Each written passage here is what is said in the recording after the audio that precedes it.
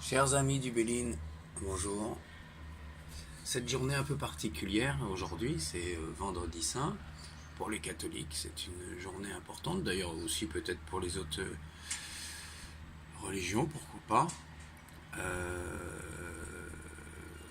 Oui, dans l'islam aussi, Jésus est important. Ce sera quand même celui qui viendra sur terre sauver les hommes. C'est marqué comme ça à la fin. Voilà, alors cette journée qu'on appelle Vendredi Saint, c'est le jour où Jésus, représenté ici par l'étoile de l'homme, se fait trahir, arrêter, malmené et puis crucifié jusqu'à mort sans suivre sur la croix. Donc cette journée commence par la passion, ce qu'on appelle la passion du Christ. D'ailleurs, il suffit de regarder sur un dictionnaire, vous regardez le mot passion, ça veut dire les souffrances du Christ. C'est après la scène, après le repas, et voilà, il rentre en prière, et puis c'est le début, de ses souffrances.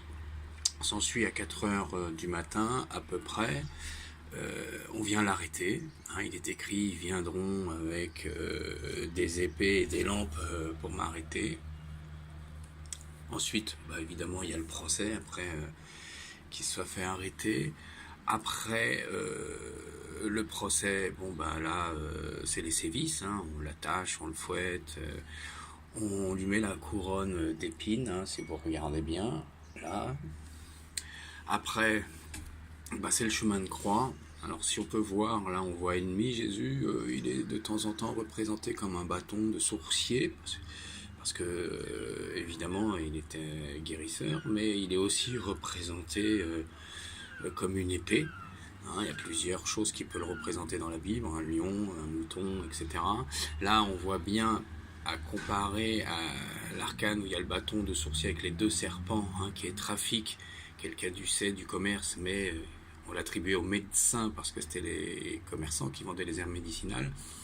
On voit le bâton avec deux serpents, c'est l'équilibre entre le bien et le mal, tandis que là, ennemi, il n'y a qu'un serpent qui a gagné, et si vous le regardez, c'est le serpent armé, donc c'est le mal qui le conduit jusqu'à la croix, qui est pourparlers, où on voit, là c'est sur le mont Golgothe, on voit Jésus, et à côté on a les deux les deux voleurs là, qui sont crucifiés en même temps que lui, et au-dessus, celui-ci, on l'appelle le messager, généralement cet oiseau qui arrive comme ça, c'est celui qui doit apporter le message, etc. dans les cartes, quand on veut les tirer. Là, ici, le messager au-dessus de sa tête, c'est le message qui est au-dessus de sa tête. Jésus, il est mort en tant que roi des Juifs. Je vous rappelle qu'ici, on l'a couronné, roi des Juifs, avec la couronne d'épines sur la tête. Pilate, les Juifs voulaient, les autorités juives, pas le peuple juif, faut faire la différence.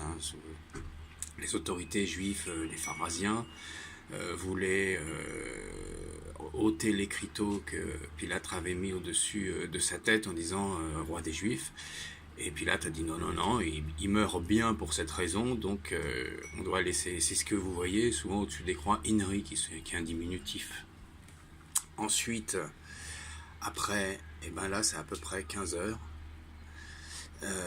C'est pour l'entrée en Shabbat. Là il meurt sur la croix. Le feu qui est le symbole de la mort et de la résurrection. On voit bien ici Edmond, il ne met pas n'importe quel symbole, il met le feu. Parce qu'il prévoit la résurrection derrière, et puis parce que voilà, il a peut-être du mal à le faire mourir sur la croix. Donc voilà, on a ça, et on a les deux coqs qui sont l'ennemi, généralement, qui sont en train de jouer cette tunique au moment où il meurt, au pied de la croix. Une fois qu'il meurt, si vous regardez, c'est dans Matthieu, vous regardez la Bible de Matthieu, une fois que Jésus est mort, il y a la colère de Dieu qui arrive, Dieu qui est déjà représenté là dans la carte, là, avec les éclairs, Dieu c'est Zeus, on va dire, il est représenté là avec les éclairs, et une fois que Jésus livre son dernier souffle, la terre se fendit, il y a un tremblement de terre, etc., etc. Enfin voilà, les saints sortent de la terre, etc., etc. Voilà, ça c'est la colère de Dieu qui apparaît. Et donc, qu'est-ce qui se passe, l'événement après qui se passe? Et ben ça, c'est le dimanche, hein, voilà. C'est appui, donc on voit bien ici Dieu avant que l'événement se passe. Ici c'est Dieu, hein, c'est Zeus. Hein, il y a toujours un lien entre une lame qui sort et une lame qui rentre. Donc là ici le lien, c'est Zeus, on le voit qui est présent là. Il y a toujours le lien entre les deux.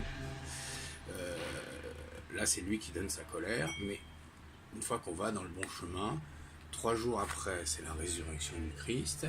On voit là effectivement Jésus qui est représenté aussi en aigle. C'est souvent représenté Dieu dans les églises, hein, comme ça. Et Dieu, évidemment, Jésus c'est aussi Dieu à la résurrection. Il est là et il domine le monde. Hein, c'est la gloire. Hein, c'est la gloire du Christ. Et là, on voit bien, il est sur l'univers avec une belle couronne, les bras ouverts et tout. Et pour vous en convaincre un peu plus, vous faites une réduction théosophique de 39, c'est 3 et 9 égale 12. 12, vous réduisez, c'est 3 jours après. Hein. Voilà, 3 jours après la résurrection. Voilà le beau travail de Edmond pour cette journée qui est là. Comme je vous dis, il y a toujours un lien entre une lame qui sort et une lame qui rentre. Là, ici, on voit bien Mars. Hein. Le symbole de Mars, il est clair là. Et qu'est-ce qu'il y a là? Il y a déjà Mars ici. Hein. Donc ici, on voit bien Mars qui est déjà en train de mettre un peu le boxon chez Vénus. Bon, après, si on cherche au-delà de la Bible, on va chercher sur les histoires un peu grecques et romaines. On connaît déjà les histoires entre Mars et Vénus, voilà, qui sont là à tous les niveaux. Hein. Edmond, il a fait un super travail à tous les niveaux. Voilà. Bon, c'était cette journée de vendredi saint qui est représentée ici par Mars. Chers amis du Béline, je vous dis à bientôt.